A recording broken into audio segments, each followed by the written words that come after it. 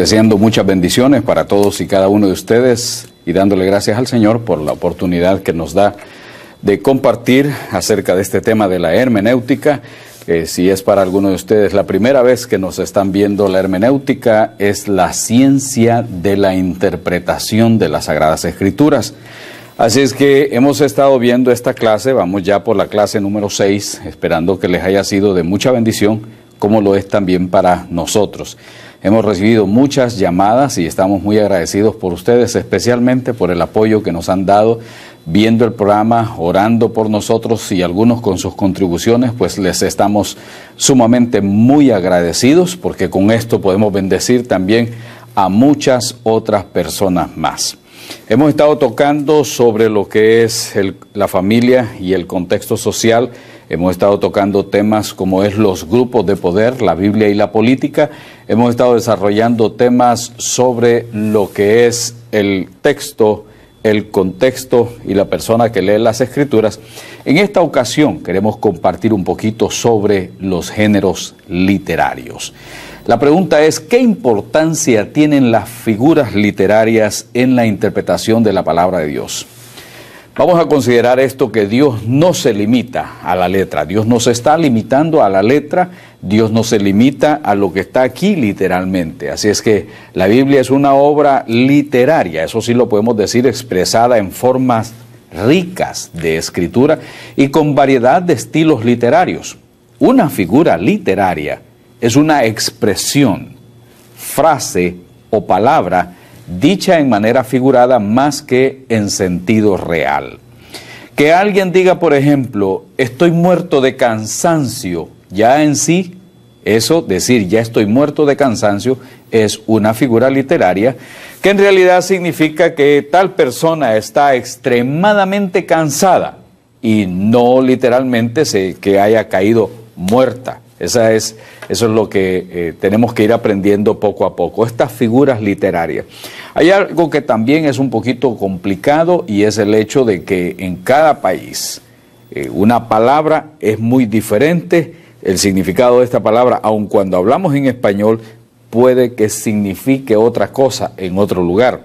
Así que es necesario para nosotros estudiar lo que aquella palabra en aquel ambiente cultural llegó a significar. Como estudiantes de la Biblia, nosotros no podemos agarrar que una palabra sea universal. Tenemos la gran complicación en este caso, que la palabra de Dios fue escrita en hebreo, tiene trozos en arameo y el resto fue escrito en griego.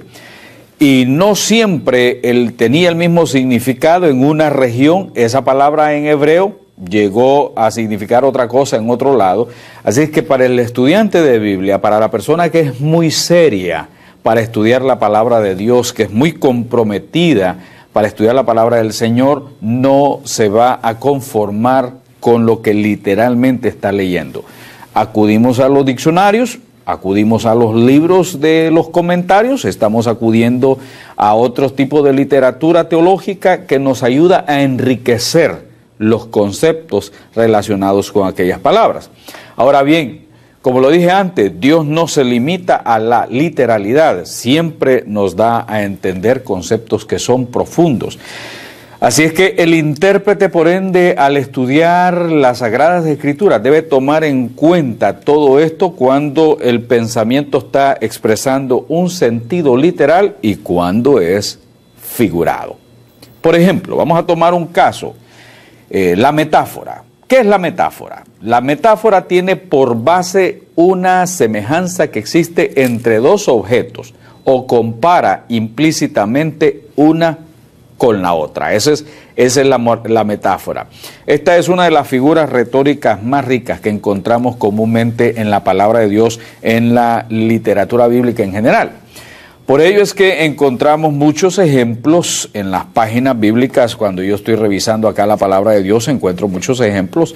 Y de hecho, en el Evangelio de Juan, el Señor Jesús dijo, yo soy la vid verdadera. Así que encontramos nosotros que la metáfora es una comparación. Jesús decía, yo soy la vid verdadera en Juan 15:1.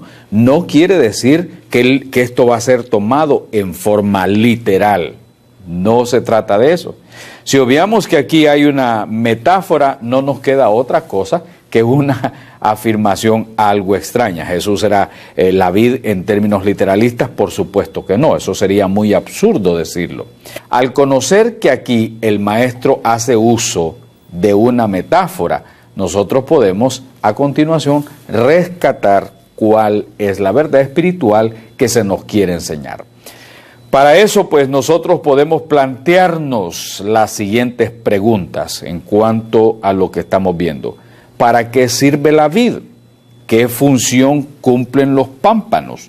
Entonces, como yo estoy estudiando y estoy viendo que esta es una metáfora, una comparación, entonces yo tengo que aprender el sentido espiritual de esta comparación. La vid sirve para comunicar savia y por ende vida a los pámpanos, quien a su vez llevan el fruto. Así que nosotros estamos diciendo que ese fruto se espera de la planta y que Jesucristo es el que nos da la vida, es el que nos da la savia. Así que yo tengo que estudiar estas metáforas bíblicas. Por ejemplo, Jesús dijo en Juan 6:51, yo soy el pan de vida. Eso es una metáfora.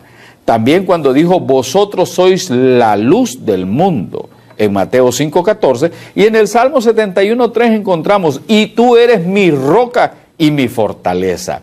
Así es que encontramos en la palabra de Dios muchos ejemplos que podrían decirse también son metáforas. Y usted puede buscar en el Salmo 84:11, donde dice, porque sol y escudo es el Señor Dios, gracia y gloria dará el Señor, no quitará el bien a los que andan en integridad. Como usted lo acaba de ver en el Salmo 84, Él es mi escudo. Así que también encontramos muchos pasajes bíblicos. Mateo 6:22 es otra metáfora para nosotros, es una comparación. Lámpara del cuerpo es el ojo, la lámpara del cuerpo es el ojo. Así que si tu ojo es bueno, todo tu cuerpo estará lleno de luz. La lámpara del cuerpo. No quiere decir que yo ando con dos lamparitas, porque eso sería tomarlo en forma literal. Esta es una metáfora, como también lo es el Salmo 71:3, donde dice, sé para mí una roca de refugio, a donde recurra yo continuamente. Tú has dado mandamiento para salvarme, porque tú eres mi roca y mi fortaleza. ¿Vio lo que dice ese Salmo 71:3? Una metáfora. Tú eres mi roca y mi fortaleza. Si lo tomáramos en forma literal, estaríamos perdidos. Y eso es lo que sucede en algunas congregaciones. Muchas veces los líderes, es cierto, tienen la buena voluntad de enseñar la palabra de Dios, sacan tiempo para orar, sacan tiempo para compartir esta palabra, pero muchas veces no investigan, no se dan cuenta que hay géneros literarios que hay que explicarlos al pueblo de Dios y que no pueden ser tomados en forma literal. Hace un tiempo yo estaba hablando sobre la mujer debe someterse al marido. Ok, ese someterse habría que estudiarlo dentro de su contexto literario, donde dice que el marido tiene que amar a su mujer como Cristo amó a la iglesia. Entonces, como lo han dicho muchas mujeres, ¿qué mujer no se va a someter a un marido quien entrega su vida por esa mujer como Cristo entregó su vida por la iglesia? Quiere decir que hay un sacrificio, hay una entrega total. Frente a esta situación, cuando yo leo estos pasajes, pues lógicamente tengo que explicarlos. Si caen en las manos de un machista, lógicamente el machista va a hacer énfasis en que la mujer debe de obedecerlo y punto. ¿Por qué? Porque otra vez, como lo dije en el programa anterior, esta persona está leyendo con anteojos del prejuicio, con los espejuelos del prejuicio. Para el que lee la palabra de Dios, para el intérprete, debe de saber y debe de entender que no todo puede ser tomado en forma literal. Recuérdese cuando Jesús dijo en el Evangelio según San Juan, yo soy la puerta de las ovejas. Eso no quiere decir que Él sea una puerta literalmente, sino que lo está diciendo en sentido figurado, en tipo de metáfora. La siguiente figura literaria que vamos a ver aquí es la sinécdoque. La sinécdoque. En esta figura se utiliza la parte de algo para hablar del todo o viceversa, el todo para hablar de la parte. Así es que el conjunto para referirse en realidad solo a una parte del mismo. Esto debemos de entenderlo así. Me refiero a una parte para designar un todo. Y hay muchos ejemplos en la Biblia que quisiera que los fuéramos viendo, especialmente en cuanto al Pentateuco, en cuanto a los evangelios. Vamos a encontrar ahí muchas sinécdoques. En el Evangelio de Lucas, por ejemplo, leemos que dice: se promulgó un edicto de parte de Augusto César que todo el mundo fuese empadronado. Lucas 2:1. ¿Por qué decimos que esta es una sinécdoque? Lógicamente es una sinécdoque porque donde el todo se pone por la parte. Por ejemplo, dice, el edicto promulgado que se está dando aquí es que todo el mundo se empadronara. Esa palabra, todo el mundo, no se refiere a todo el planeta o los habitantes del planeta, sino los que en ese tiempo, en la zona donde gobernaba Augusto César, era lo que podríamos llamar la parte del todo. Así es que cuando está diciendo todo el mundo, se está refiriendo a la zona donde Augusto César estaba gobernando. Así que hay que tener cuidado cuando se analiza la Biblia, porque si cae en las manos del literalista, diría, no, aquí dice que todo el mundo, todas las poblaciones de la tierra, toda la gente estaba yendo a ese lugar. Así que no.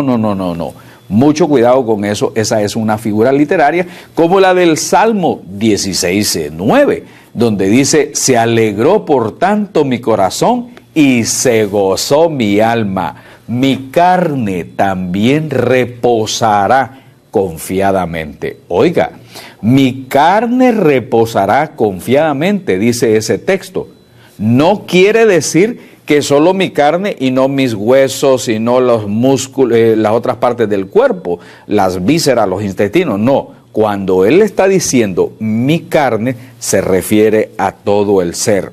Así es que estas son figuras literarias, es una sinécdoque que se refiere a la parte en vez de referirse al todo, o se refiere al todo en vez de referirse a la parte, como Hechos 24:5, que dice así: porque hemos hallado que este hombre es una plaga y promotor de sediciones entre todos los judíos por todo el mundo y cabecilla de la secta de los nazarenos.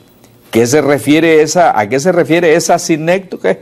Dice a los judíos de todo el mundo.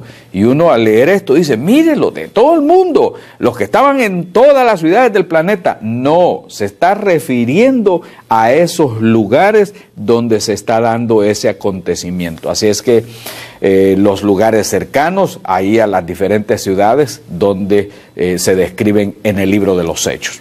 Hay que tener mucho cuidado. Hay